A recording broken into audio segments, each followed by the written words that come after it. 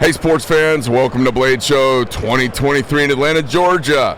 This is the Greg Medford Show. I'm your host, Greg Medford. You know, you can find us at YouTube, Spotify, Rumble, iTunes. We're all over the place.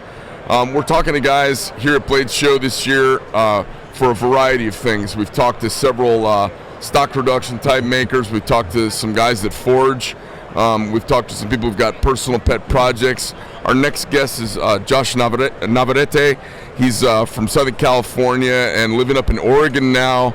He's a forge, he's a smith, and he's a forge user, a forgeman, a forger.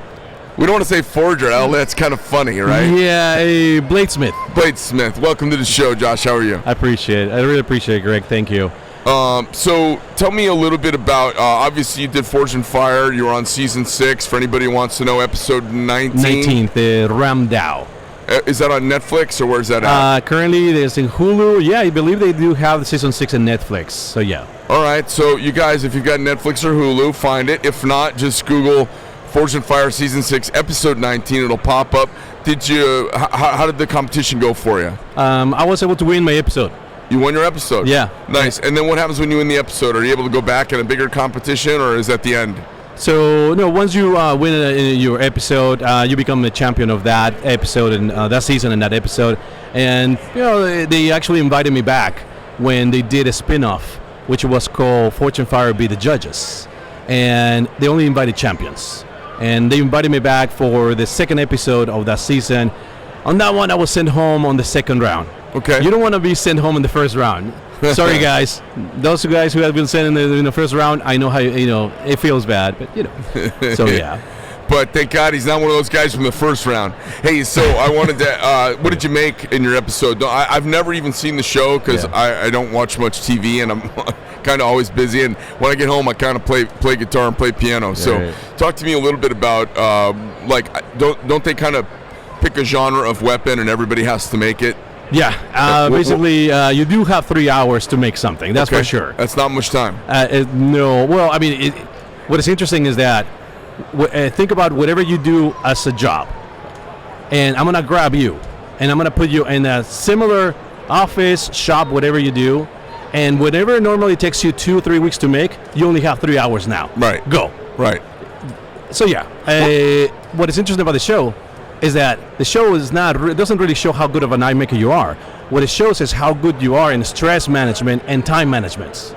We've seen master bladesmiths going home at first or second round because their blade broke or something. It doesn't mean that they're bad knife makers, bladesmiths. It means that, well, they just couldn't figure out regular distress or manage their time correctly. Right. And you start cutting corners. Right. So.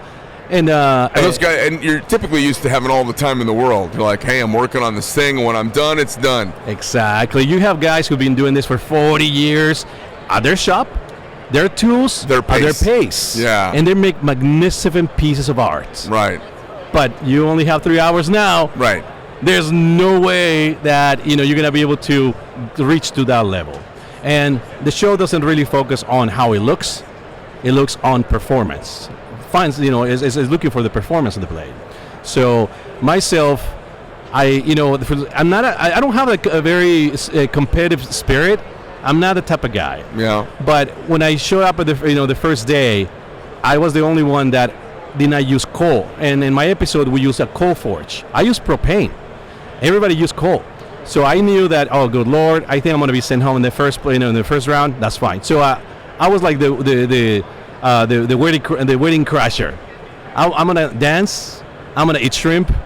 I'm gonna dance with the bride. And if I get kicked out early, oh well, you know what? I was not supposed to be there in the first place. That was my attitude.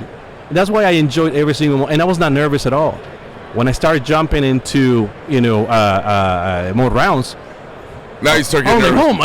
Oh shit! Now that was the oh shit moment. Initially, you're like, who let me come here? Yeah, right. That was it. I guess they let anybody in. It's like a first-time poker player who ended up winning. Like, whoa, what just happened? Yes, just like that. So when I went to the final and they flew me back home and the camera crew came over, I was like, okay, this is real. Right. Now I'm a very detail-oriented type of guy, so I knew that I had to pay attention to all the details on the piece.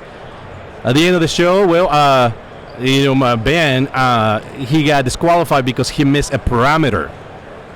I didn't. So, again, it was one of those things that it was a great experience, and when I won, it took me a little bit to kind of process it, and yeah, it was a great experience. Cool. Tell me a little bit of what are you doing here? What do you have going on at Blade Show? Yeah, so this is my 8th year coming to Blade. Okay. And this year, so during the show, even before the show, I had the idea of opening a non-profit organization that was going to help at-risk youth, kids, but also vets some way, somehow. Now, by my background, I'm not a vet myself. I don't even come from a vet family. Nobody in my family is a vet, or not even current military. So, but my background is supportive employment. I help people since 1999. I've helped people to find jobs in the community. People who have barriers to employment, disabilities, and many of them vets who have PTSD. Okay. I learned that there was a gap in services for our vets. They could go to school and get, training and business, welding, all that good stuff. But there was no place where they could go and just blow up some steam. So that's when I started doing research on what is called recreational therapy. Forge is awesome for vets, isn't it? It's amazing. Especially using a hammer. It's primal, right? It kind of gets it out of you, doesn't it? It is. It's just something that it really makes you focus. And it's physical.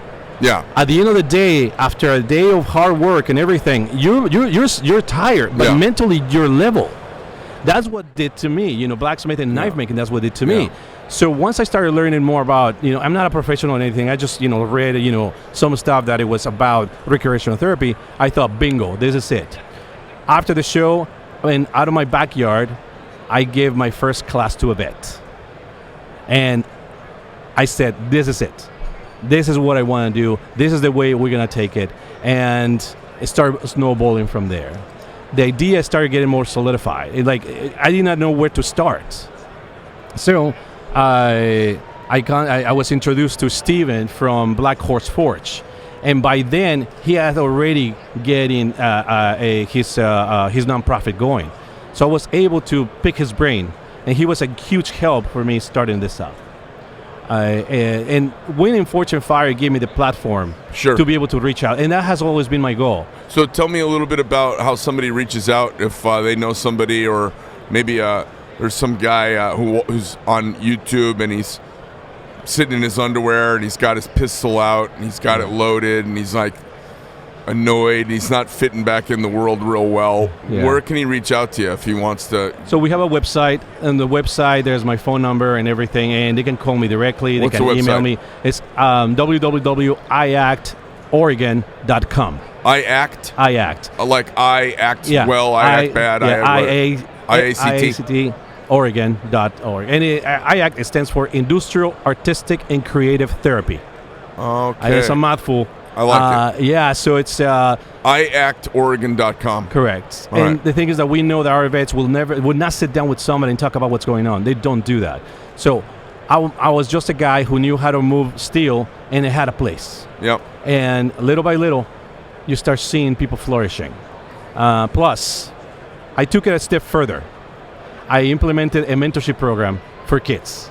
So we're going to be partnering up kids with vets to come to the shop and make things. Those items are going to be commissioned pieces by the public. So let's just say that you want a knife. Well, that knife was made by a vet and a kid. And that's how we're looking to raise funds. Cool. Also, we're looking to maybe even do a partnership with the juvenile department. That just happened last week, actually. I got a call from a PO saying that, hey, I have a kid that might need some mentoring. So that means that if we're able to get involved, the juvenile department, we might get juveniles to go through the program and have our vets to do the mentoring. Vets are the perfect mentoring machine because they have the mindsets, everything that it takes in order not to give up, structure and everything. Our kids need people who do not give up. That's our vets. Very cool. So simple concept, and I think that's why it's easier for people to wrap their heads around it and support it. But obviously, as a nonprofit, You need as much support as you can. Yeah. So yes. Okay. iactoregon.com. Yeah, iactoregon.com. Yes. Great. And are you just here walking the show, seeing friends? Are So you networking? we have a table.